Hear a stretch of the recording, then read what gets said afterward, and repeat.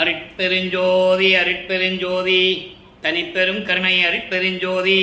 எல்லா உயிர்களும் இன்புற்று வாழ்க, வள்ளல் மலரடி வாழ்க வாழ்க, கொல்லா விரதம் குவளை எல்லாம் ஓங்குக, நல்லோர் நினைத்த நலம் பெறுக, நன்றி நினைத்த எல்லோரும் வாழ்க இசைந்து.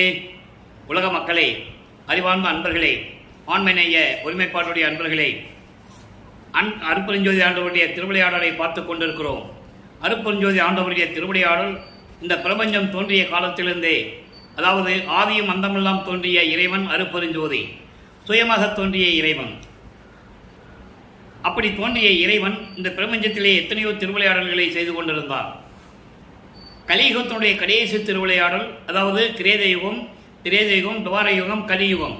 கலியுகத்தினுடைய கடைசி திருவிளையாடல் 1823ஆம் ஆண்டு தொடங்கி 30/1/1874 இரவு 12 மணி வரையிலும் அருட்பெருஞ்சோதி ஆண்டவருடைய திருவிளையாடல் நடந்து கொண்டிருந்தது.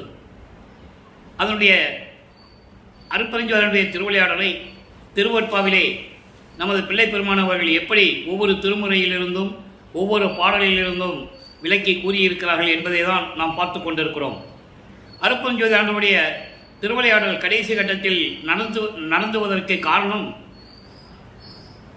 தன்னுடைய மகனை, தன்னுடைய செல்வ பிள்ளையை ஒரு தாயின் வழியாக இந்த பூலோகத்திற்கு வருவிக்க செய்து உலக மக்களுக்கு சுத்த சன்மார்க்கத்தை தெரிவித்து உலக மக்களையெல்லாம் சுத்த சன்மார்க்கத்தில் இணைத்து உலக மக்களெல்லாம் இன்புற்று வாழ வேண்டும் என்பதற்காகவே தனது மகனை இந்த மண்ணுலகே, இந்த பூலோகத்திற்கு வருவிக்க செய்தார். அதை திருவொற்பாகவலிலே ஒரு பாடலிலே உண்டு.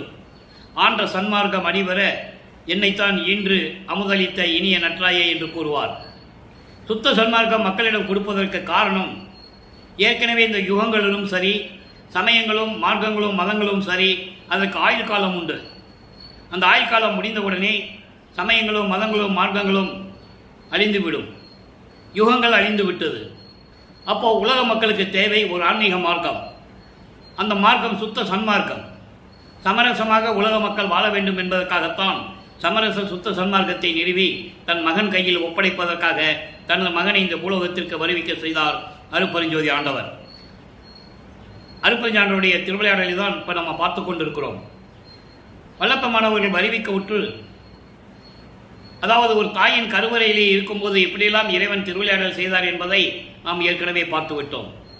அதன் பிறகு 5 மாத கால இடைவெளியில் வருவிக்க உற்று 5 மாதங்களில் தில்லை ஜலத்திடையே திரை தூக்க தரிசித்த போது, வேய்வைகை மேல் காட்டாதே எந்தனக்கை வெளியாய் காட்டிய மெய்புறவா மெய்ப்பொருளே என்று கூறுவார். அங்கே சிதம்பர ரகசியத்தை காட்டியது. அதன் பிறகு தன் மகனுக்கு வருவிக்க உற்று 8 ஆண்டுகள் வரையிலும் எந்த விதமான அருளையும் கொடுக்கவில்லை. அதன் பிறகு 9வது ஆண்டிலே தன் மகன் முன் எழுந்தருளி, மகனை நன்னால் வருவிக்க உற்றவன் என்ற நிலையை மட்டும் அறிவித்துவிட்டு, முன்பருவம் பின்பருவம் காட்டி உனக்கு அருள் செய்வேன் என்று கூறி மறைந்து விடுகிறார். தன் மகனுக்கு மறைப்பு நிலையை கொடுத்துவிட்டு செல்கிறார். இதற்கு முன்னால் இருந்த நிலைகளெல்லாம் இப்போ இவருக்கு ஞாபகத்துக்கு வராது. அது பின்னாலே சுத்த சன்மார்க்கத்தை பெற்ற பிறகு பின்னாலே கூறுகிறார். அதை தான் இப்போ நம்ம முதல்ல பேசிகிட்டு இருக்கோம், சொல்லிகிட்டு இருக்கோம். இப்போ இந்த நிலையில் இருக்கும்போது இறைவனால் வருவிக்க உற்றவன் என்ற நிலை மட்டும் அவருக்கு தெரிகிறது. ஞானம் கிடைக்கிறது, மெஞ்ஞானம் இல்லை, ஞானம் கிடைக்கிறது. அப்போ இவர் இறைவனிடம் முறையீடு செய்கிறார். அவர் மனம் ஒரு நிலையில் இல்லை. இறைவனால் வருவிக்க உற்றவன் என்ற நிலை தெரிந்தும் கூட இறைவனிடம் இருந்து எந்த அருளையும் பெற முடியவில்லை என்ற மன வருத்தத்தில் எப்படி இறைவனிடம் முறையீடு செய்கிறார். 1ஆம் திருமுறை பதிகம் 6 திருவருள் முறையீடு என்ற பதிகத்தை நாம் பார்த்து கொண்டிருக்கிறோம். திருவருள் முறையீடு மொத்தம் 232 பாடல்களை கொண்டது. இதுவரையில் 101 பாடலுடைய விளக்கங்களை பார்த்திருக்கிறோம். இன்று 102வது பாடல். ஒவ்வொரு பாடலிலும் இறைவனிடம் எப்படியெல்லாம் முறையீடு செய்கிறார் என்பதையும், தனக்கு வந்து விரைவில் அருளை கொடுக்க வேண்டும் என்பதையும் ஒவ்வொரு பாடலின் மூலமாக வல்லப்பமானவர்களுடைய விளக்கத்தை பார்த்து கொண்டிருக்கிறோம். இப்போ 102வது பாடலை பாருங்க. பாடலை நல்லா கவனிங்க. பாடல் புரியாவிட்டாலும் கூட இறைவன் கொடுத்த விளக்கம் மிக எளிமையாக இருக்கும். பொன் வசமோ பெண்களின் வசமோ கடல் பூ வசமோ நின் வசமோ என்னும் நெய் வசமோ என் விதி வசமோ தன் வசமோ மலம் தன் வசமோ என் சவலை நெஞ்சம் என் வசமோ இல்லை. நின் வசம் நான், நின் வசம் நான் என்னை ஏன்று கொள்ளே. இது பாடல். இப்போது இந்த பாடல் உருவாகும் போது வல்லப்பெருமான் அவர்கள் 2வது எட்டில் இருந்து கொண்டிருக்கிறார்கள். அதாவது 2வது எட்டு என்பது 1823ஆம் ஆண்டு தொடங்கிய திருவிளையாடல் 1874 ஆண்டுகள் வரையிலும் நடக்கிறது. இந்த 56 ஆண்டுகளை 8 ஆண்டுகளாக பிரித்து தன் மகனுக்கு அருளை கொடுத்து கொண்டிருக்கிறார் அருட்பெருஞ்சோதி ஆண்டவர். அப்போ 2வது என்பது 16 ஆண்டுகளுக்குள் இருந்து கொண்டிருக்கிறார் நமது பிள்ளை பெருமான் அவர்கள். 13வது ஆண்டு தொடங்கி, அதாவது 9வது ஆண்டிலிருந்து 12 ஆண்டுகள் வரைக்கும் அவர் எங்கேயும் செல்லவில்லை. 13வது ஆண்டு தொடங்கிய பிறகு அவர் மனம் திருவொற்றியூர் மனம் அலைவாய்ந்து கொண்டிருக்கிறது. திருவொற்றியூர் செல்லுகிறார். மனம் அங்கே போக சொல்லுது. அதாவது இவர் தூண்டி விடுகிறார். அருட்பெருஞ்சாண்டவர் தன் மகனை திருவொற்றியூருக்கு போக சொல்லுகிறார். மனதை தூண்டி விடுகிறார். அவர் திருவொற்றியூர் போகிறார். அதற்கு இடையில் இந்த 16 ஆண்டுகளுக்குள் என்ன நடந்தது என்பதை தான் இப்போ நம்ம பார்த்துட்டு இருக்கோம். இந்த பாடலுடைய விளக்கம் பாருங்க. இறைவா, எனது சபலை நெஞ்சம் மனம் ஒரு நிலையில் இல்லாமல் அலைந்து பாய்ந்து கொண்டிருக்கிறது. பொன்னாசை, பெண்ணாசை, மண்ணாசை போன்ற ஆசைகளை விரும்பி இந்த உடம்பு அலைந்து கொண்டிருக்கிறது. உள்ளம் அலைவாய்ந்து கொண்டிருக்கிறது. நான் ஏற்கனவே கூறியது போல இயற்கையாகவே ஆண்களுக்கு 16வது ஆண்டிலே காமமும் இந்த ஆசைகளும் உலக இச்சைகள் எல்லாம் வந்துவிடும், மனதிலே வந்துவிடும். இது இயற்கை. அதுதான் வல்லப்பெருமான் இங்கே கூறுகிறார். இந்த நிலையில் நான் இருந்து கொண்டிருக்கிறேன். இது என் செயலா, இல்லை விதியின் செயலா, இல்லையெனில் மலங்களின் மயக்கத்தில் மாட்டிக்கொண்டு என் மனம் உழன்று கொண்டிருக்கிறதா? மலங்கள் என்பது ஆணவம், கண்மம், மாயை, மாமாயை, குரோதை, 5 மலங்கள் சூழ்ந்தது. இப்படி மலங்களால் சூழ்ந்தப்பட்ட என் மனம் இப்படியெல்லாம் அலைவாய்ந்து கொண்டிருக்கிறதே. இந்த மனம் என் கட்டுப்பாட்டில் இல்லை, என் வசம் இல்லை. ஆனால் நான் முன்வசம் இருக்கிறேன். என்னை ஏற்றுக்கொண்டு, அதான் ஏற்றுக்கொள்ளே என்று சொல்லுகிறார். என்னை ஏற்றுக்கொண்டு விரைவில் வந்து எனக்கு அருள்வாயாக என்று சொல்லி இந்த பாடலை நமக்கு அருளியிருக்கிறார்கள். ஆக உலக விடயங்களான இறைவனால் வருவிக்க விட்டாலும் கூட உலகியலிலே ஒரு தாயின் வழியாக வந்ததனால் உலக விடயங்களை கூறுகிறார். உலக விடயங்கள் என்பது உலக ஆசைகள், மண்ணாசை, பெண்ணாசை, பொன்னாசை போன்ற ஆசைகள் எல்லாம் சிக்கிக்கொண்டு இந்த மனம் அலைவாய்ந்து கொண்டிருக்கிறது. என் கட்டுப்பாட்டில் இல்லை. ஆனால் நான் முன் கட்டுப்பாட்டில் இருந்து கொண்டிருக்கிறேன். நான் முன்வசம் இருந்து கொண்டிருக்கிறேன். எனவே விரைவில் வந்து என்னை ஏற்றுக்கொண்டு அருள்வாயாக என்று சொல்லி இந்த பாடலை நமக்கு அருளியிருக்கிறார்கள். இப்போ இந்த 16 ஆண்டுகளுக்குள் அங்கே திருவொற்றியூரிலே என்ன நடந்தது? இப்போ திருவொற்றியூரில் இருக்கிற பதியங்களை நம்ம பார்த்துட்டோம். திருவொற்றியூரில் எந்த பலனும் கிடைக்கவில்லை. திருமுல்லை வாயிலுக்கு போனார். மாசிலாமணியிடம், அங்கே இருக்கின்ற இறைவன் பெயர் மாசிலாமணி. மாசிலாமணியிடம் எப்படியெல்லாம் முறையீடு செய்தார் என்பதை பார்த்தோம். இப்போ பதியம் 13 திருமுல்லை வாயில் திருவிண்ணப்பம். திருமுல்லை வாயிலில் போய் எப்படி விண்ணப்பம் வைக்கிறார்? இன்னைக்கு 1வது பாடல் அந்த பதியத்திலே. திருவொற்றியூரில் எதுவுமே நடக்கலை. இப்போ திருமுல்லை வாயில் போய் விண்ணப்பம் வைத்து கொண்டிருக்கிறார். ஏற்கனவே நான் கூறியிருக்கிறேன், அப்போ அவர் எங்கே சொன்னாலும் நடந்து தான் போகணும். ஏன்னா அப்போ அவருக்கு எந்த விதமான அருளும் கிடைக்கவில்லை, எந்த விதமான சக்தியும் அவருக்கு கிடையாது. அப்போ ஏன்னால் இறைவன் அருட்பெருஞ்சாண்டவர் தன் மகனை சமயங்களிலும் மதங்களிலும் மார்க்கங்களில் இருக்க செய்து அதனுடைய நுணுக்கங்களை எல்லாம் அறிய வைத்துக் கொண்டிருக்கிறார். சங்கற்ப விகற்பங்கள் எல்லாம் ஈடுபட்டு கொண்டிருக்கிறார். திருநூறு பூசிக்கொண்டும் உத்ராட்சத்தை கழுத்தில் மாட்டிக்கொண்டும் கடுக்கான் இட்டுக்கொண்டும் சிவாய நமச்சிவாயா சிவசிவாய் என்று சொல்லியும் தியாகராஜ பெருமான் மாசிலாமணி என்று முறையீடுகள் செய்து கொண்டும் இருக்கிறார். இருந்துதான் ஆகணும், காலத்தின் கட்டாயம் அது. அதுக்கப்புறம் இதெல்லாம் வேண்டான்னு சொல்லணும்ல. அப்போ தன் மகனை அங்கே இருக்க வைக்கிறார். அதோடு மட்டுமல்லாமல் சரியை, கிரியை, யோகம் என்ற 12 நிலைகளையும் தன் மகனை கடக்க செய்ய வேண்டும். இவரை அறியாமலேயே அந்த நிலைகளை கடந்து கொண்டிருக்கிறார். சரியை என்பது உருவ வழிபாடு, கிரியை என்பது அந்த உருவத்துக்கு முன்னால் நின்று கொண்டு வேள்வி வளர்த்து மந்திரங்களை சொல்லி வழிபடுவது, யோக நிலையில் இருந்து கொண்டு வழிபடுவது. முன்னாங்க 12 நிலைகளும் கடக்க வேண்டும். ஏன்னா இதெல்லாம் கடந்தால்தான் சுத்த சன்மார்க்கத்தை வாங்க முடியும். இப்போ நமது பிள்ளை பெருமானவர்களுக்கு சுத்த சன்மார்க்கம் தெரியாது, மறைப்பு நிலையில் இருந்து கொண்டிருக்கிறார். நல்லா நீங்கள் மனசில் வச்சுக்கணும், மறைப்பு நிலையில் இருக்கிறார். அவருக்கு எதுவுமே தெரியாத நிலையில் இருந்து கொண்டிருக்கிறார். இப்போ திருமலை வாயிலில் என்ன நடக்குது? தாயில் மேவிய தற்பரமே, முல்லைவாயில் மேவிய மாமணியே, உந்தன் கோயில் மேவி நின் கோ வளர்த்தால் தொழாது ஆயில் மேவி இருந்தனன் என்னையே என்று கூறுகிறார். அதாவது, நான் ஏற்கனவே திருவொற்றியூரில் இருந்து உன்னை வழிபட்டு பார்த்தேன், எந்த விதமான அருளையும் கிடைக்கவில்லை. இப்போ திருமுல்லை வாயிலுக்கு வந்திருக்கேன். தாயில் மேவிய தற்பரமே, தாய் உள்ளத்தை விட, தாய் அன்பை விட சிறப்பான முறையில் இருக்கின்ற தற்பரமே. தற்பரமே என்றால் சுயமாக தோன்றிய இறைவன். அதை சொல்றாரு, சுயமாக தோன்றிய இறைவன். உந்தன் கோயில் மேவி, உன் கோயிலுக்கு நான் வந்திருக்கேன், நீ இருக்கிற இடத்துக்கு நான் வந்திருக்கேன். உன் கோ மலர்த்தால் தொழாது, உன் கோயிலுக்கு வந்து உன்னுடைய அருள் திருவடிகளை வணங்காது நான் என்னையே பற்றி ஆராய்ந்து கொண்டிருந்தேன், உன்னை வணங்காமல் நான் விட்டுவிட்டேன். எனவே அதையெல்லாம் மனதில் கொள்ளாமல் ஆட்கொள்ள வேண்டும் என்னையே, விரைவில் வந்து எனக்கு அருளை கொடுத்து ஆட்கொள்ள வேண்டும் என்று சொல்லி விண்ணப்பம் வைக்கிறார். அதான் திரு விண்ணப்பம், திருமுல்லை வாயில் திரு விண்ணப்பம். ஒவ்வொரு பாடலிலும் ஒவ்வொரு விதமாக சொல்லுவார். இன்னைக்கு முதல் பாடலை நம்ம பார்த்துருக்கோம்.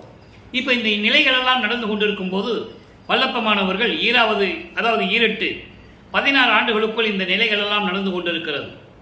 அதன் பிறகு 3வது எட்டில் அடியெடுத்து வைக்கும் போது 24 ஆண்டுகளுக்குள் என்ன நடந்தது? இப்போ அந்த 16 ஆண்டுகளுக்குள் எதுவும் நடக்கலை. அதுக்கப்புறம் 17வது ஆண்டிலிருந்து 24 ஆண்டுகளுக்குள் 3ஆம் திருமறை உருவாகிறது, திருவொற்றியூரிலே உருவாகிறது. திருவொற்றியூரில் இருந்து தியாகராஜ பெருமானுடைய வீதி உலாவை பார்ப்பதற்காக தெருவிலே நின்று கொண்டிருக்கிறார். அதன் பிறகு இறைவனை பார்க்க முடியவில்லை, இறைவன் வந்து காட்சி கொடுத்து அருளவில்லை என்று சொல்லி நாரையையும் கிளிகளையும் தூது அனுப்புகிறார். அந்த பதியத்தெல்லாம் நம்ம பார்த்துட்டோம். அதனுடைய சுருக்கத்தை சொல்கிறேன். இந்த மாதிரி நிலையில் இருக்கும்போது தன்னை ஒரு பெண்ணாக உருவகப்படுத்தி தோழியிடம் சொல்லுகிறாள். தோழியிடம் சொல்லுவது போல பாடல்கள் எல்லாம் நமக்கு அருளி இருக்கிறார்கள். இப்போ ஏற்கனவே 9 பதியத்தினுடைய பாடல்களை நம்ம பார்த்துட்டோம். இப்போ 10வது பதிகம் புனரா விறகு பொருந்துரு வேட்கையில் இரங்கல். இது 10வது பதிகம்.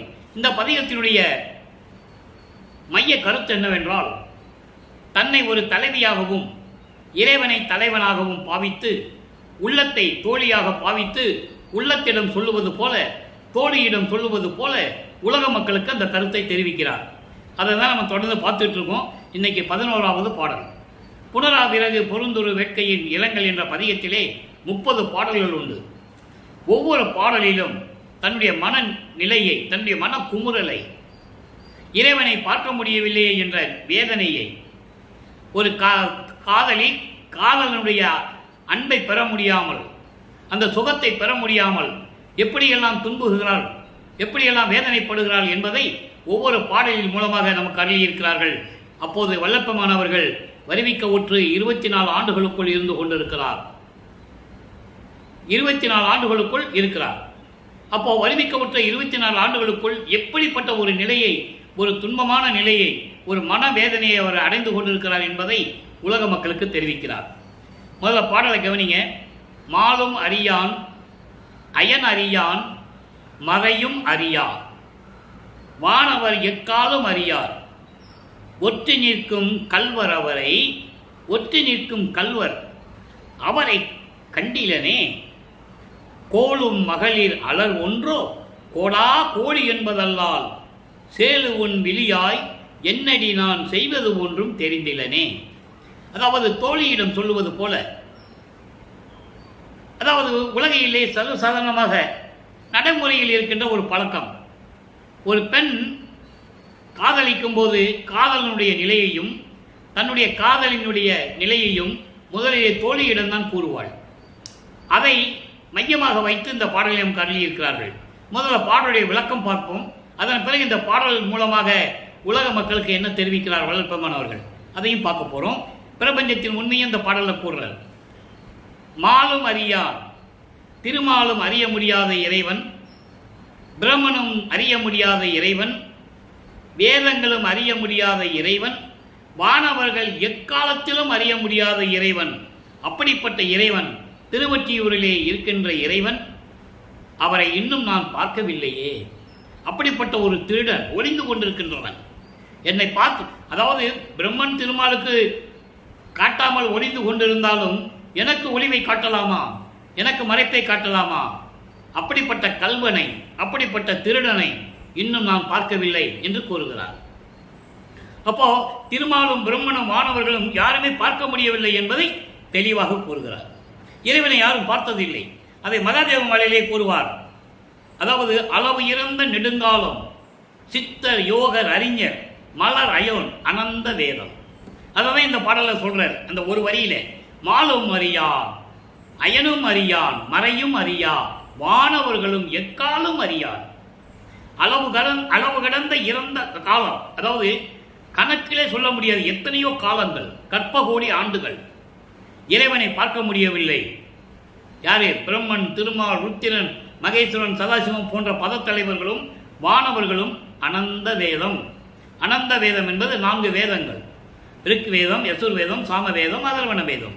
4 வேதங்களும் களவு இறந்தும் கரணாதி இறந்தும் கடும் செய்யும் தவத்தும் காண்பரிதாம் கடவுளாகி உளவிறந்த என்போல்வார் உள்ளத்துள்ளே ஊறுகின்ற தெல்லமுத ஊரலாகி. இதெல்லாம் மகாதேவங்களில். அப்போ இறைவனை யாரும் பார்க்கவில்லை என்பதை பாடல்களே கூறுகிறார். அடுத்து சொல்லுவார் அதே மகாதேவ மாலையில 55வது பாடல். கற்பங்கள் பல கோடி செல்ல தீய கடலிடு ஊசி மேல் காலை ஊன்றி பொற்புறமை உணவின்றி உறக்கமின்றி புலர்ந்து எலும்பு புலப்பட ஐம்புரி ஓம்பி நிற்பவருக்கு ஒலித்து மறைக்கு ஒலித்து நீ யோக முனிவர்களுக்கு ஒலித்து அமரருக்கு ஒலித்து. எப்படி தமா இருக்கிறானா? எத்தனையோ கோடி ஆண்டுகள், கற்ப கோடி ஆண்டுகள் கீழே வேள்வியை வளர்த்து மேல ஊசி பலகையை போட்டு அதில் ஒத்த காலில் நிற்கிறான், தவம் இருக்கிறான் முனிவன். பார்க்க முடியல. உடம்ப, இந்த பொன்னான உடம்பை வருத்தி எலும்பும் தோளுமாயி சோறு தண்ணி இல்லாம நிற்கிறான், பார்க்க முடியல. தேவர்களுக்கே பார்க்க முடியல, வேதங்களும் பார்க்க முடியலன்னு சொல்லுவார். அதை இங்க சொல்றார். மாலும் அறியான், அயன் அறியான், மறையும் அறியா. அப்படிப்பட்ட கல்வனை இன்னும் நானும் பார்க்கவில்லை. கோளும் மகளிர் அலர் ஒன்றோ கோளா கோடி என்பதல்லால். அதாவது கோள் சொல்லுகின்ற, ஏளனம் பேசுகின்ற ஒரு பெண்ணு மட்டுமல்ல, பெண்கள் மட்டுமல்ல, கோடான கோடி பேர்கள் என்னை ஏளனம் செய்கிறார்கள், கிண்டல் செய்கிறார்கள். அதை என்னால் கேட்டு சகிக்க முடியவில்லை. அழகான மீன் போன்ற கண்ணுடைய என் தோழியே, நான் என்ன செய்வதென்று தெரியாமல் திகைத்துக் கொண்டிருக்கிறேன். இன்னொரு பாடல சொல்லுவார் மகாதேவ மாலையில 60வது பாடல ஒரு பாடல சொல்லுவார். ருத்திரர் பிரம்ம நாரணர் பிரம்மர் விண்ணூர் வேந்தர் ஒரு கருடர் காந்தரவர் இயக்கர் பூதர் மருத்துவர் சித்தர் யோகியர் எல்லாமே இங்க சொல்லுவார். வானவர் முதல்வோர் மனத்தால் தேடி கருத்தழிந்து தனித்தனியே சென்று வேதங்களை வினவ மற்றவையும் காணோம் என்று வருத்தமுற்று அங்கு அவரோடு புலம்ப நின்ற வஞ்ச வெளியே இன்பமயமாம் தேவை என்று சொல்லுவார். ஆக இறைவனை யாருமே பார்க்க முடியவில்லை, தேடிக்கொண்டிருக்கிறார்கள் என்ற உண்மையை இந்த பாடலிலே நாம் கருளியிருக்கிறார்கள். எப்படிப்பட்ட இறைவன், அப்படிப்பட்ட இறைவன் எனக்கும் மறைத்துக் கொண்டு ஒளிந்து கொண்டிருக்கிறான். கல்வன் என்றால் திருடன் போல ஒளிந்து கொண்டிருக்கிறான். இன்னும் நானும் பார்க்கவில்லையே. இதை பார்த்து உலக மக்கள் எல்லாம் என்னை கேலி செய்கிறார்கள். இங்கே பெண்கள் என்று சொல்லுவார். ஏனென்றால் தன்னை ஒரு பெண்ணாக உருவப்படுத்தினால் பெண்கள் என்று சொல்லுகிறார். ஆக இந்த பாடலுடைய மைய கருத்து உலக மக்களுக்கு என்ன தெரிவிக்கிறார் நமது இறைவன் வல்லற்பமானவர்கள்? உலக மக்களே, நான் இறைவனால் வருவிக்க உற்று 24 ஆண்டுகள் வரையிலும் இந்த சமயங்களிலும் மதங்களிலும் மரங்களில் ஈடுபட்டு கொண்டு சரிய கிரிய யோகம் என்ற நிலையில் இருந்து கொண்டிருக்கிறேன். பிரம்மனும் திருமாலும் ருத்திரனும் போன்ற பதத்தலைவர்களும் தேவர்களும் வேதங்களும் பார்க்க முடியாத இறைவன் எனக்கும் ஒளி, அதாவது மறைத்தை காட்டி மறைந்து கொண்டிருக்கிறான் திருடன் போல. அப்படிப்பட்ட இறைவனை இன்னும் நான் பார்க்கவில்லை. இறைவன் என் முன் தோன்றி எந்த அருளையும் கொடுக்கவில்லை. உலக மக்களே, நான் மனவேதனையுடன் நான் தெரிந்து கொண்டிருக்கிறேன், இந்த நிலையில் நான் இருந்து கொண்டிருக்கிறேன் என்று சொல்லி இந்த பாடலை நமக்கு அருளியிருக்கிறார்கள் என்பதை இங்கே நான் பதிவு செய்ய கடமைப்பட்டிருக்கிறேன். ஆக அன்பர்களே, 24 ஆண்டுகள் வரையிலும் வருவிக்க உற்று 24 ஆண்டுகள் வரையிலும் எந்த விதமான நிலையை அடைய முடியவில்லை என்பதை தெளிவாக வளர்ப்புமானவர்கள் நமக்கு அருளி இருக்கிறார்கள். அதன் பிறகு 4வது எட்டுக்கு செல்லும் பொழுது 4×32 24 ஆண்டுகள் வரைக்கும் எந்த விதமான அருளையும் பெற முடியாத நமது வல்லற்பமானவர்கள் பிள்ளை பெருமானவர்கள் 25வது ஆண்டிலிருந்து 32 ஆண்டுகளுக்குள் என்ன நடந்தது, எப்படி இறைவன் வந்து எழுந்தருளி எப்படி அருளை கொடுத்தார், எப்படியெல்லாம் தன் மகனுக்கு அருளை கொடுத்து ஆட்கொண்டார் என்பதை நாம் பார்க்க போகிறோம். அதுதான் 4ஆம் திருமுறையிலே அருள் பிரகாச மாலை பாடல் உருவாயிற்று. 100 பாடல்கள். இன்று நாம் 27வது பாடலுடைய விளக்கத்தை பார்க்க போகிறோம். இந்த விளக்கத்தை பார்ப்பதற்கு முன்னால் 27வது ஆண்டு தொடக்கத்தில் வறுமைக்க ஊற்று 27வது ஆண்டு தொடக்கத்தில் தனக்கோடி அம்மையாருக்கு தாலி கட்டி அந்த அம்மையாருக்கு மோட்ச வீட்டை காட்டி விமோசனத்தை காட்டி கொடுத்தது. அது ஒரு முக்கியமான திருவிளையாடல், இறைவனுடைய திருவிளையாடல். அது ஏற்கனவே நிர்ணயிக்கப்பட்டது. விண்ணுலகத்திலே நிர்ணயிக்கப்பட்ட ஒரு திருவிளையாடல் அது. அது பூலோகத்திலே இவர் மூலமாக நடக்கிறது. அந்த அம்மாவுக்கு நல்ல நிலையை கொடுக்க வேண்டும், அந்த அம்மாவுக்கு அந்த விமோசனத்தை கொடுக்க வேண்டும் என்பதற்காகவே அந்த தனக்கோடி அம்மையார் இவருக்கு ஒரு அக்கா மகளாக வந்து இந்த பூலோகத்திலே பிறக்கிறார். அதை நீங்கள் மனசில் வச்சுக்கணும். இது அப்போ அந்த திருமணத்தின் போது பிரம்மன், திருமால், ருத்திரன் எல்லாம் வானவர்கள்லாம் வந்து வாழ்த்துறாங்க. பாடலை சொல்றாரு. அந்த பாடலுடைய விளக்கத்தை நம்ம பின்னால் பார்க்க போகிறோம். இந்த நிகழ்ச்சியை சொல்லும் போதுக்காக இந்த விளக்கத்தை உங்களுக்கு கூறுகிறேன், மனசில் வச்சுக்கங்க. அந்த பாடல் வரும்போது உங்களுக்கு புரியும். அப்போ இந்த நிலை வரும்போது தன்னுடைய தந்தையும் தாயும் வரவில்லை என்று ஏங்குகிறார்.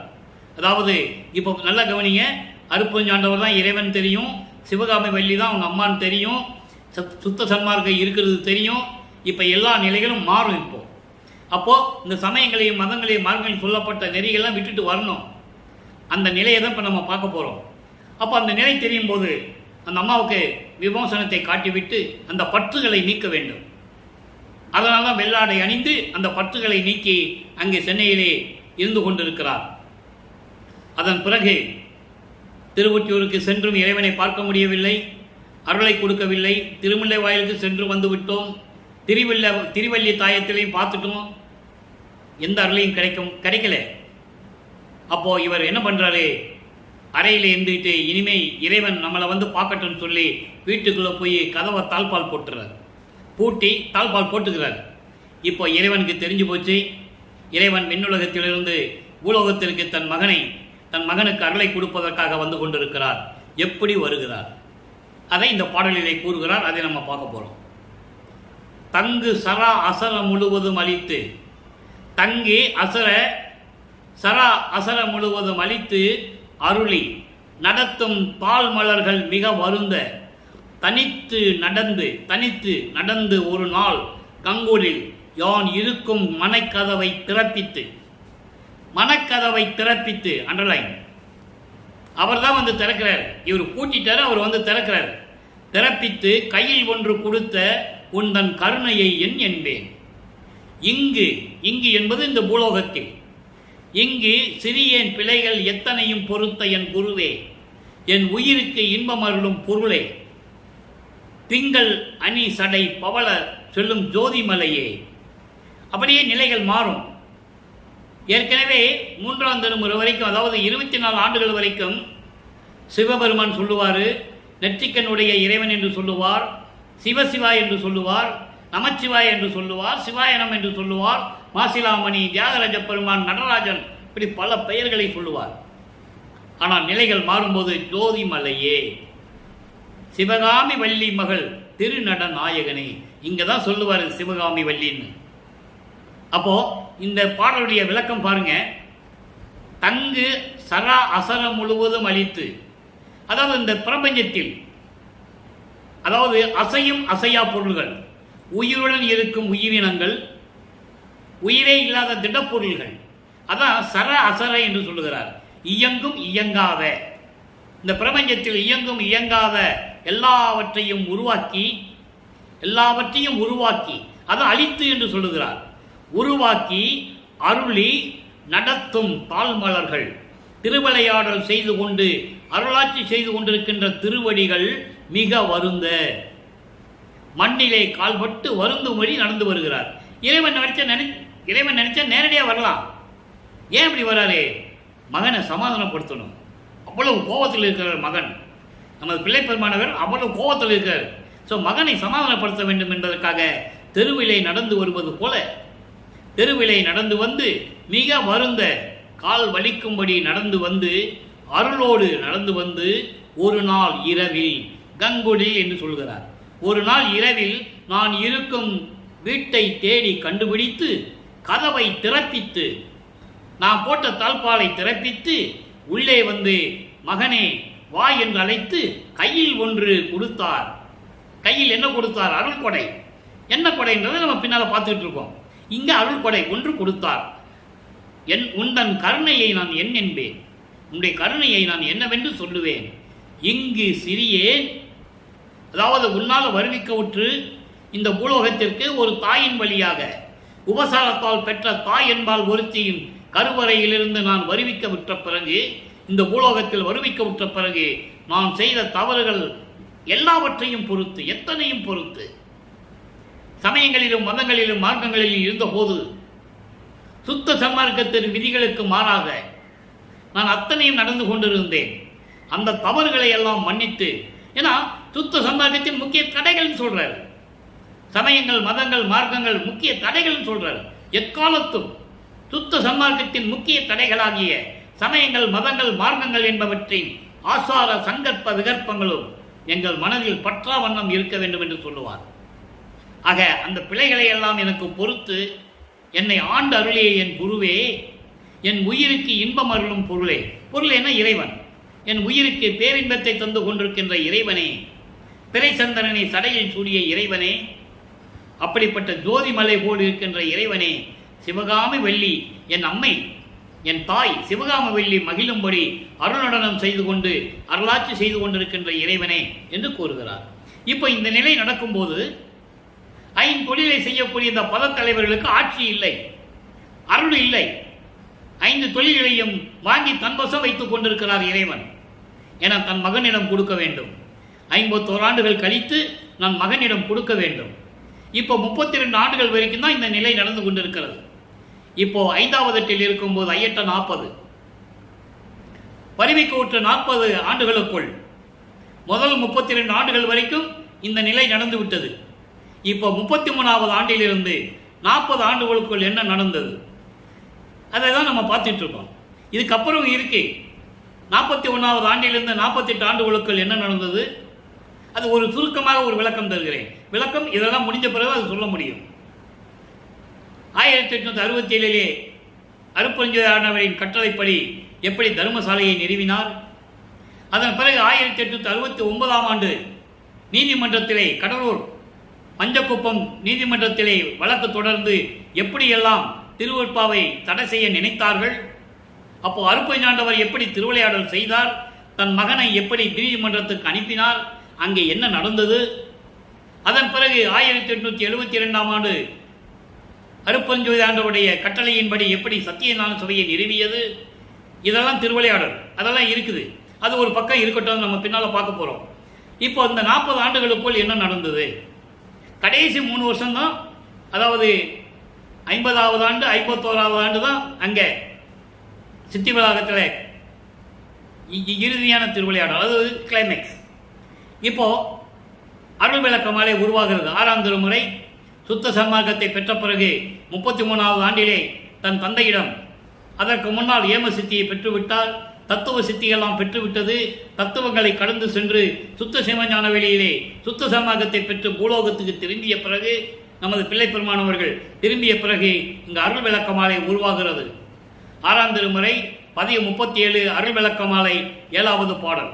அருள் விளக்க மாலை என்பது தான் பெற்ற அருளை உலக மக்களுக்கு விளக்கமாக சொல்லுவது. இப்போ இந்த பாடலை பாருங்க. கரைந்து விடாது என்னுடைய நாவகத்தை இருந்து கனத்த சுவை தருகின்ற கற்கண்டே, கனிவாய் விரைந்து வந்து என் துன்பமெல்லாம் தவிர்த்த அருள் அமுதே, மெய்யருளே, மெய்யாகி விளங்குகின்ற விளக்கே, திரைந்த உடல் விரைந்து உடனே பொன் உடம்பே ஆகி திகழ்ந்து அழியாது ஓங்க அருள். திருப்பி வந்துட்டாரு, வந்து திருப்பி அருள் விளக்க மாலையில சொல்றாரு. சித்தே மெய் சத்தே வரைந்து என்னை மனம் புரிந்து பொது நடம் செய்யும் அரசே, மகிழ்வோடு நான் புனைந்திடும் சொல் மாலை அணிந்து அருளே. மறுபடியும் இறைவனிடம் சொல்றாரு. அது அருள் விளக்கம் மாலையில் உருவாகுது. இந்த பாட்டுடைய விளக்கம் பாருங்க. ஒரு கற்கண்டை நாக்கில் வச்சிட்டோம்னா அது கரையாம அப்படியே சுவையை கொடுத்து கொண்டிருக்கின்ற இறைவன் என்று சொல்லுகிறார். அதுக்கு என்ன அருள்னா, இறைவனை கற்கண்டுன்னு சொல்றார். அதாவது அந்த கற்கண்டை நாவில் வச்சுக்கிட்டு இருந்தோம்னா கரையாமல் அப்படியே சுவையை தந்து கொண்டிருக்கின்ற இறைவனை என்று சொல்லுகிறார். இது நூல் விளக்கம், உலகியல் விளக்கம். அந்த வரியினுடைய விளக்கம், சுத்த சன்மார்க்க விளக்கம் என்பது கரைந்து விடாது, என் மனத்தில் இருந்து விலகி விடாது, என் மனம் உள்ளத்திலிருந்து விலகி விடாது, என் உள்ளத்திலேயே இருந்து கொண்டு மிகுந்த சுவையுடன் அருளுடன் திகழ்ந்து கொண்டிருக்கின்ற இறைவனே, அருட்பெருஞ்சோதியே. புரியுதா உங்களுக்கு? அதாவது என் உள்ளத்திலே நிரந்தரமாக இருந்து கொண்டு அருளோடு விளங்கி கொண்டிருக்கின்ற அருட்பெருஞ்சோதி ஆண்டவரே. அவன் அதை சொல்றதுக்கு தான் இந்த பாடலை, இந்த வரியை சொல்றார். கரைந்து விடாது என்னுடைய ஞாபகத்தே இருந்து கனத்த சுவையோடு தருகின்ற கற்கண்டே. அப்படிப்பட்ட இறைவனே, அற்பெருஞ்சோதியே, கனிவாய் விரைந்து வந்து, கனிவாய் அன்புடனும் தயவுடனும் கருணையுடனும் விரைந்து வந்து என் துன்பமெல்லாம் தவிர்த்த அருள் அமுதே. என் துன்பமெல்லாம் என்பது அவருடைய துன்பம். என்ன துன்பம்? சமயங்கள், மதங்கள், மார்க்கங்களுடைய நெறிகளை எல்லாம் நீக்கி சுத்த சன்மார்க்கத்தை கொடுத்து, சுத்த சன்மார்க்கத்தை கொடுத்த அருள் அமுதே. அப்படிப்பட்ட அருள் அமுதை எனக்கு கொடுத்த இறைவனே, மெய் அருளே, மெஞ்ஞான அருளுடைய இறைவனே, உண்மையான சத்தியமான இறைவனே, மெய்யாகி விளங்குகின்ற விளக்கே, இயற்கை உண்மை விளக்க கடவுளாக விளங்கிக் கொண்டிருக்கின்ற அருட்பெருஞ்சோதி ஆண்டவரே. அதான் சொல்றாரு, மெய்யாகி விளங்குகின்ற விளக்கே, இயற்கை உண்மை விளக்கமாக விளங்கிக் கொண்டிருக்கின்ற அருட்பெருஞ்சோதி ஆண்டவரே. திரைந்த உடல் விரைந்து உடனே உன்னாலே வருவிக்க உற்ற உடம்பு இது. நான் ஏற்கனவே பல யுகங்களாக உன்னிடம் நான் இருந்தவன். உனக்கு அடியனாக இருந்திருக்கிறேன், தொண்டனாக இருந்திருக்கிறேன், மகனாக, செல்வ பிள்ளையாக உன்னிடம் நான் வளர்ந்து கொண்டிருந்திருக்கிறேன். ஆனால் உன்னாலே வருவிக்கு ஊற்ற பிறகு எடுத்த இந்த உடம்பு இருக்கிறதே, திரைந்த உடல், சுருங்கி போகின்ற உடல், அழிந்து போகக்கூடிய உடல், இந்த உடலை உடனடியாக விரைந்து வந்து பொன் உடம்பாக்கி, அழியாத உடம்பாக்கி, சுத்த தேகமாக்கி, எனக்கு சுத்த தேகமாக்கி அழியாது விளங்கும்படி எனக்கு அருள வேண்டும், விரைந்து வருக என்று கூறுகிறார். அப்போ திரும்பி அவர் வராருங்க. சித்தே, இயற்கை உண்மையே. அதை பல பொருள்பட சொல்லலாம். சித்தே என்பது எல்லா அருளையும் பெற்றுக் கொண்டிருக்கின்ற இறைவனை என்றும் சொல்லலாம், தவறில்லை. ஆனால் இங்கே இயற்கை உண்மையாக விளங்கிக் கொண்டிருக்கின்ற இறைவன். அதுக்கப்புறம் சொல்றார், மெய் சத்தே, அந்த இயற்கை உண்மையின் விளக்கமாக இருந்து கொண்டிருக்கின்ற இறைவன். வரைந்து, வரைந்து என்றால் என்னை விரும்பி, என்னை விரும்பி, என்னை விரும்பி மனம் புரிந்து ஆட்கொண்டு. மனம் புரிந்து என்பது ஆட்கொண்டு. ஒரு தாயின் வழியாக இந்த பூலோகத்திற்கு என்னை வருவிக்க செய்து, இந்த உன்னாலே எடுத்த இந்த உடம்பை, இந்த மனித பிறவியை, இந்த உடம்பை அழியக்கூடிய இந்த உடம்பை அழியாத உடம்பாக்கி. ஏன் இதை சொல்றாருன்னா, அவர் ஏற்கனவே மரணமில்லா பெருவாழ்வில் பல யுகங்களாக இருந்து கொண்டிருக்கின்றவர். உலக மக்களுக்கு தெரிவிக்கிறார். ஏனென்றால் ஒரு மானிட பிறவியாக ஒரு தாயின் வழியாக வந்ததனால் அதை மட்டும் நீங்க புரிஞ்சுக்கணும். அதனால உலக மக்களுக்கு சொல்றார், இப்படிப்பட்ட உடம்பை அழியாத உடம்பாக்கி விளங்கும்படி எனக்கு அருள வேண்டும். இயற்கை உண்மையாக இருக்கின்ற இறைவனை, அந்த உண்மையின் விளக்கமாக விளங்கிக் கொண்டிருக்கின்ற இறைவனை என்னை விரும்பி ஆட்கொண்டு, மணந்து கொண்டென்றால் ஆட்கொண்டு, என்னை விரும்பி ஆட்கொண்டு சத்தியஞான சபையிலே அருணடனம் செய்து கொண்டிருக்கின்ற இறைவனை, திருச்சிற்றம்பலத்திலே திருவிளையாடல் செய்து கொண்டிருக்கின்ற இறைவனை, மகிழ்வோடு நான் புணர்ந்திடும் வகையில், என்னோடு கலந்து கொள்ளும் வகையில், நான் மகிழ்வோடு இந்த பாடுகின்ற இந்த பாடல்களையும் விண்ணப்பங்களையும் ஏற்றுக்கொண்டு எனக்கு அருள்வாயாக என்று சொல்லுகிறார். சரி, இப்ப இறைவன் வருகிறார். 42வது பதிகத்திலே கண்டு கனிந்து கலந்து கொள்ளல் என்ற பாடல், என்ற பதிகத்திலே 7வது பாடல். எப்படி இறைவன் வந்தார், எப்படி கண்டு கொண்டார், எப்படி கலந்து கொண்டார், அந்த பதியத்தை நாம் பார்த்து கொண்டிருக்கிறோம். திருத்தகு முனிவர்களும் தேவர்களும், நல்லா கவனிக்கணும், திருத்தகு முனிவர்களும் தேவர்களும் அழியா சித்தர்களும் சிருட்டி செய்யும் திறத்தர்களும் காக்கும் அருத்தமிக தலைவர்களும் அடக்கிட வல்லவரும் அலைபுரிகின்றவர்களும் உள் அடுக்கிறகப்பவரும். அதாவது பிரம்மனை சொல்லுகிறார். சிருட்டி தலைவன் பிரம்மன், அதுக்கு அடுத்து காக்கும் தலைவன் திருமால், அடக்கிட வல்லவரும் அழித்தல் செய்ய தொழில்கிற இவன் ருத்திரன், அடுத்து அலைபுரிகின்றவர்கள், அலைபுரிகின்றவன்னா மகேஸ்வரன், உள் அணுக்கிரகப்பவர்னா சதாசிவம். இந்த 5 பதத்தலைவர்களை சொல்லுகிறார். அவங்க செய்கின்ற தொழிலை சொல்லி சொல்லுகிறார். திருத்தகு முனிவர்களும், தவம் செய்யக்கூடிய முனிவர்களும் தேவர்களும் சித்தர்களும், இந்த 5 தொழிலை செய்து கொண்டிருக்கின்ற இந்த 5 பதத்தலைவர்களும் பிரம்மன், திருமால், ருத்திரன், மகேஸ்வரன், சதாசிவம், இப்படிப்பட்ட தலைவர்களும் பொறுத்து மற்ற சக்திகளும் சத்தர்களும், இவர்களோடு விளங்கிக் கொண்டிருக்கின்ற சத்தர்களும் சக்திகளும் எல்லாம் பொருள் எதுவோ, பொருள் எதுவோ, கடவுள் யாருன்னே நமக்கு தெரியலையே, பொருள் என்பது இறைவன், இறைவன் யார் என்றே நமக்கு தெரியவில்லையே என்று தேடி போக, எப்படி சொல்றாரு பாருங்க, தேடி போக அவரவர் தம் கருத்தில் ஒளிந்திருக்கின்ற கல்வனை என் கண்ணால் கண்டுகொண்டேன். இதைதான் இங்க சொன்னார். 1ஆம் திருமுறையில் இன்னைக்கு பார்த்தோம்ல, அப்படிப்பட்ட கல்வன் எனக்கும் வந்து காட்சி கொடுக்கல என்று 3ஆம் திருமுறையில் நம்ம அந்த பதியத்தை பார்த்தோம். பிரம்மன், திருமால், ருத்திரன், தேவர்கள்லாம் பார்க்க முடியாத இறைவன் எனக்கும் வேடிக்கை காட்டி கொண்டு மறைந்து கொண்டிருக்கின்ற திருடன் போல இருக்கிறான் என்று நம்ம பார்த்தோம். அதுக்கு விளக்கம் இங்கேயும் தரார். ஒவ்வொரு பாடலுக்கு ஒரு தொடர்பு உண்டு அன்பர்களே. இறைவனுடைய தயவும் கரையும் தான் இதெல்லாம் சொல்ல முடியும், இதெல்லாம் சொல்ல முடியும். அப்போ அப்படிப்பட்ட இறைவன் இவங்கெல்லாம் தேடி போறாங்க இறைவன் யார் என்று. ஏற்கனவே மகாதேவ மாலையில இன்னைக்கு பார்த்தோம், 3 பாடலுடைய விளக்கத்தை பார்த்தோம். 6ஆம் திருமுறையில் சொல்வார், ருத்திரர், நாரணர், பிரமர் மற்ற யாவரும் சரி மாதவம் பன்னாட் புரிந்து மணிமான நடுவே தேன் மலர்கனவை மேல் பள்ளிக்கரணையோட திருவடி சேர்த்து செப்பு அருளிய, திருவடி சேர்த்து அருளுக என செப்பி வரிந்திடவும். பிரம்மன், திருமாலாம் என்ன பண்றாங்க, இறைவனை பார்த்து வருந்துற கண்ணீர் விட்டு புலம்புகிறார்கள். உன் திருவடியாவது காட்டுப்பான்னு சொல்லி. அதை தான் இங்க சொல்றாரு. இவர்களெல்லாம் கடவுள் எதுவோ என்று தேடி போக அவரம் உள்ளத்திலே ஒளிந்து கொண்டிருக்கிறார். அவங்க உள்ளத்திலே ஒளிந்து கொண்டிருக்கிறத அவங்களால பார்க்க முடியல. அப்படி கல்வனை என் கண்ணால் கண்டு கொண்டேன். அங்க பார்க்கலன்னு சொல்லுவாரு, 3ஆம் திருமுறையில பார்க்கலன்னு சொல்லுவாரு. சுத்த சன்மார்க்கத்தை பெற்ற பிறகு நான் பார்த்தேன் என்று சொல்லுவார். அதுக்காகத்தான் இந்த பாட்டுடைய விளக்கம் உங்களுக்கு நான் கொடுத்துட்டு இருக்கேன். அப்ப நிலைகள் மாறுதவருக்கு. சமயங்களையும் மதங்களையும் மார்க்கங்களையும் விட்டுவிட்டு, திருநீர் பூசுவதை விட்டுவிட்டு, உத்தராட்சத்தை கழுத்தலை மாட்டிக்கொண்டதை விட்டுவிட்டு, கடுக்கானை கழட்டிவிட்டு, இந்த சமய சங்கற்பவர்களை விட்டுவிட்டு சுத்த சன்மார்க்கத்தை பெற்ற பிறகு நான் இறைவனை என் கண்ணால் பார்த்து விட்டேன். யாரும் பார்க்க முடியாத இறைவன் நான் பார்த்து விட்டேன்.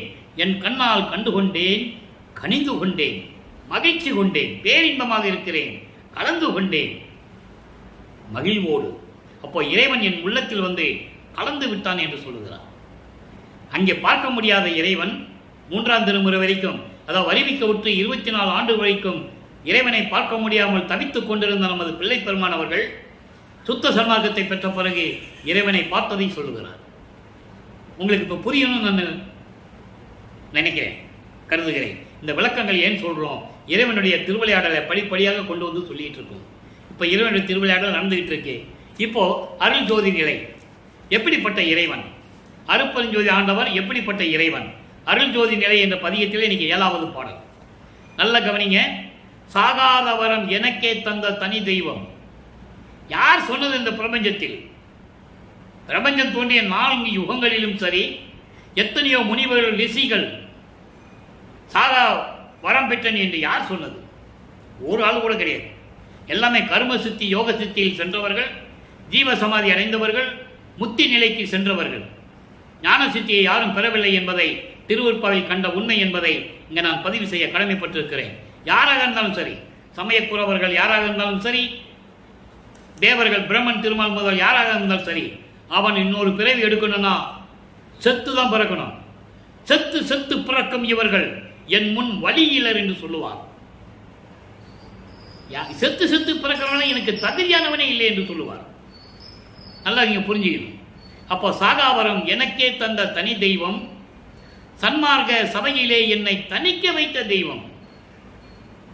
சுத்த சன்மார்க்க சபையிலே என்னை ஒப்பற்ற நிலையில் அருளோடு இருக்க வைத்த தெய்வம். மா காதலால் எனக்கு வாய்த்த ஒரு தெய்வம். இறைவன் மீது கொண்ட பற்றுதல், மா காதல் மிகுந்த அன்போடு இருந்ததனால் எனக்கு கிடைத்த தெய்வம். அங்கே ஏன் மா காதல் என்று சொல்லுகிறார்? சுத்த சன்மார்க்கத்தில் இருந்து கொண்டு அருட்பெருஞ்சோதி ஆண்டவரை காதலிக்க வேண்டும். அருட்பெருஞ்சோதி ஆண்டவரை காதலிக்க வேண்டும் என்பது அருட்பெருஞ்சோதி ஆண்டவரோடு அன்போடு பேசிக் கொண்டிருக்க வேண்டும். அதுதான் சுத்த சன்மார்க்கத்தில் இருக்கின்ற தவம். தவம்னா கண்ணை மூடிக்கிட்டு கடலுக்கு அடியிலையோ மலைக்கடியிலையோ மரத்துக்கடியிலோ உட்கார்றதில்லை. எந்த நேரமும் மகாமந்திரம் சொல்லி இறைவனை உள்ளத்தில் நினைத்து கொண்டே இருப்பதுதான் சுத்த சன்மார்க்கத்தின் தவம்.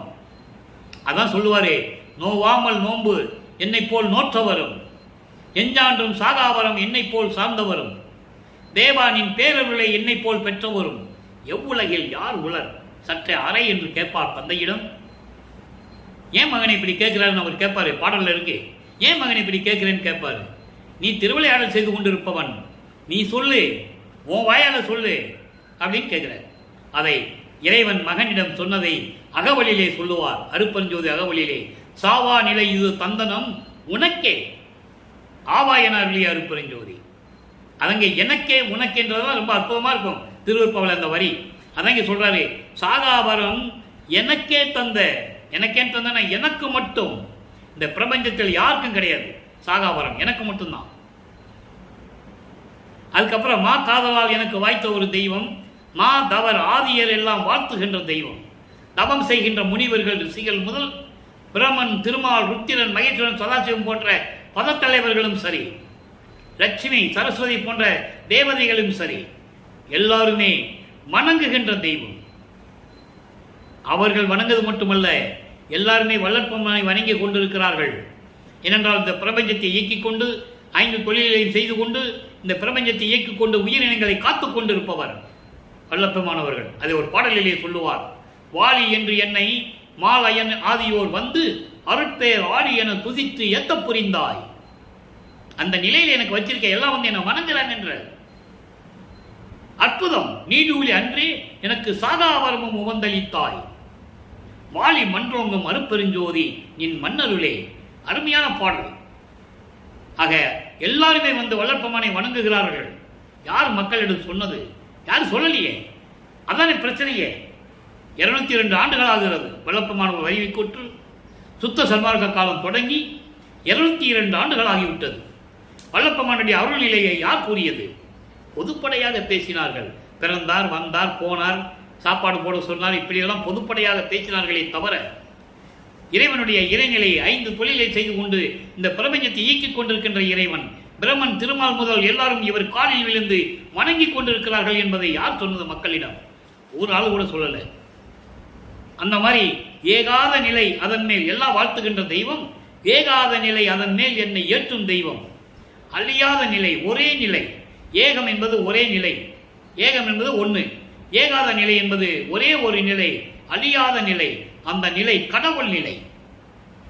அதான் 16வது நிலை, ஞானத்தில் ஞானம். அந்த நிலையில் என்னை ஏற்றி வைத்த தெய்வம். எண்ணுந்தோறும் என் உள்ளத்தை இனிக்கின்ற தெய்வம். நான் நினைக்கும் போதெல்லாம் என் உள்ளத்திலே அருளோடு விளங்கிக் கொண்டிருக்கின்ற தெய்வம். தேகம் ஆதி, தேகம் ஆதின முத்தேகம், சுத்த தேகம், புராண தேகம், ஞான தேகம், 3 தேகங்களையும் கொடுத்து உலகமெல்லாம் செய்ய பணித்த தெய்வம். உலகத்தை, பிரபஞ்சத்தை இயக்குக மகனே. 5 தொழில்களையும் செய்து கொண்டு முத்தேகத்தோடு இந்த பிரபஞ்சத்தை இயக்குவாயாக என்று சொல்லி எனக்கு கட்டளையிட்ட தெய்வம், பணித்த தெய்வம், திச்சபையில் விளங்குகின்ற தெய்வம். அதே தெய்வம், அப்படிப்பட்ட தெய்வம். ஆக இறைவனுடைய நிலையையும், இறைவன் தனக்கு அளித்த வரத்தையும், இறைவனுடைய மகன் என்ற நிலையையும் வல்லற்பெருமான் இந்த பாடலில் நாம் கருளி இருக்கிறார்கள். இப்போ பேரானந்த நிலை. இப்போ எல்லாம் வாங்கியாச்சுல்ல. அப்போ அந்த பேரானந்த நிலை என்பது கடவுள் நிலை. அதை சுத்த சிவானந்த நிலை, சச்சிதானந்தம் என்ற நிலை. நல்லா புரிஞ்சுக்கணும் நீங்க. அப்போ அந்த நிலை எப்படி இருக்கும்? 7வது பாடல்.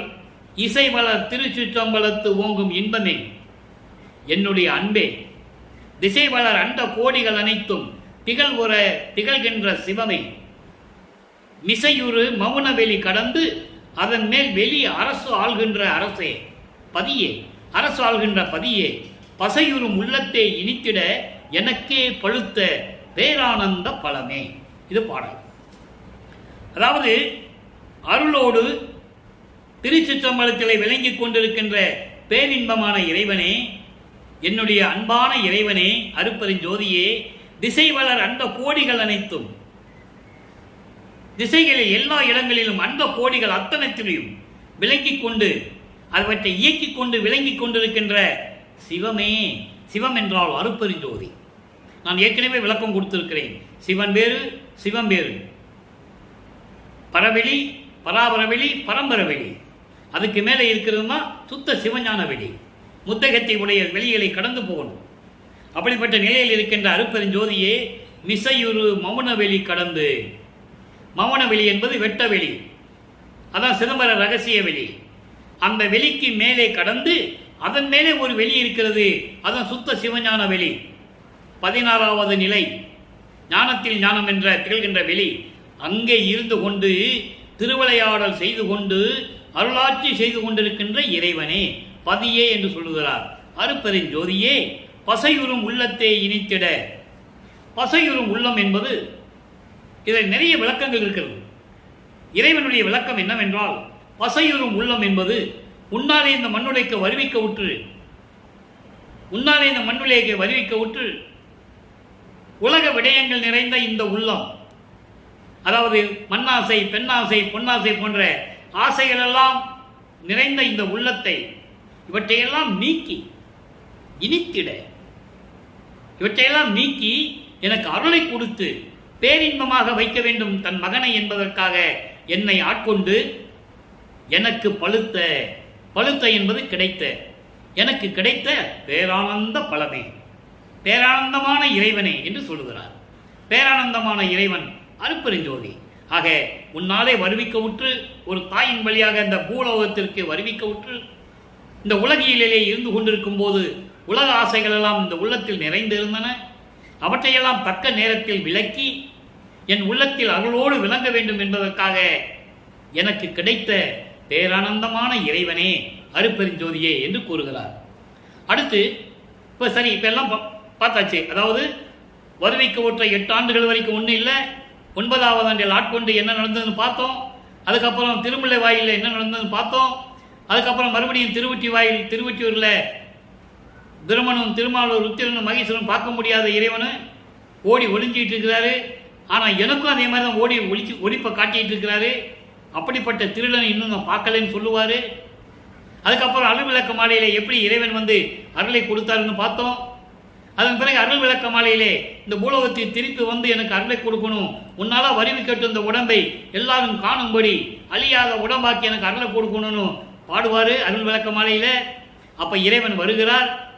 இறைவன் வந்து திருப்பி என்ன சொல்றாரு, கண்கொள்ளா காட்சியில் நம்ம பார்த்துக்கிட்டு இருக்கோம். கண்டேன் கழித்தேன் என்ற பாடலை பார்த்தோம். இறைவன் வந்தாரு, எப்படிப்பட்ட இறைவன் சொன்னாரு, அருளை எப்படி கொடுத்தாருன்னு சொன்னாரு. அதன் பிறகு அருள்ஜோதி நிலையை சொன்னாரு.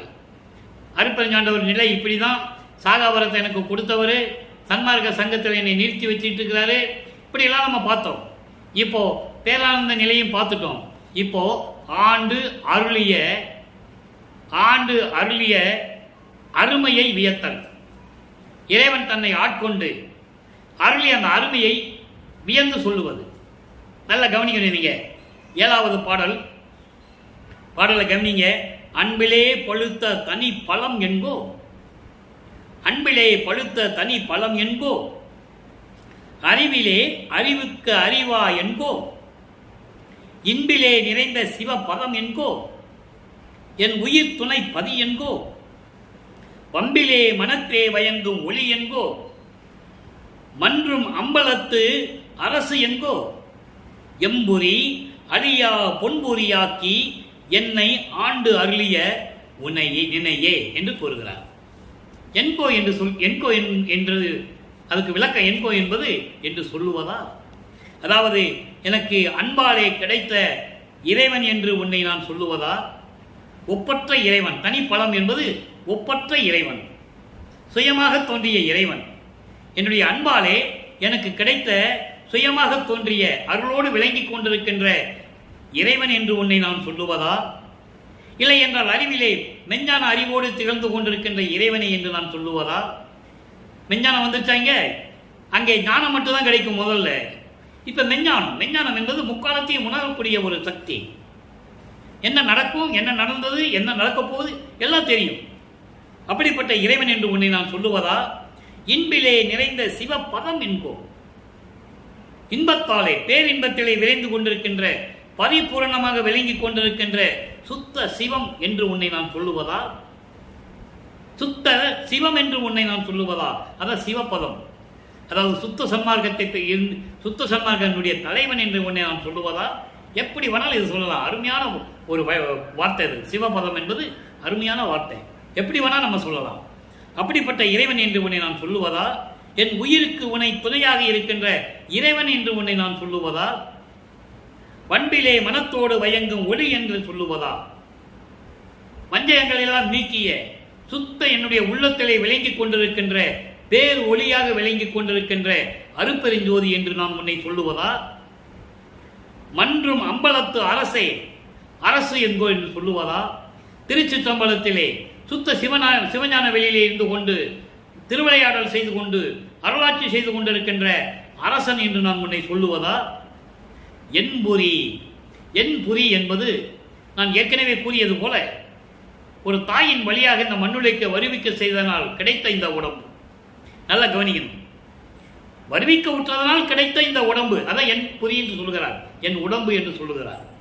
இந்த உடம்பை உலக மக்கள் என்ன நினைத்துக் கொண்டிருப்பார்கள்? ஒரு தாயின் வழியாக வந்ததனால் வருவிக்க விட்டதனால் அழிகின்ற உடம்பு என்று அவங்களுக்கு தெரியும். அழியாத உடம்புன்னு என்னுடைய உடம்பு அழியாத உடம்புன்னு அவங்களுக்கு தெரியாது.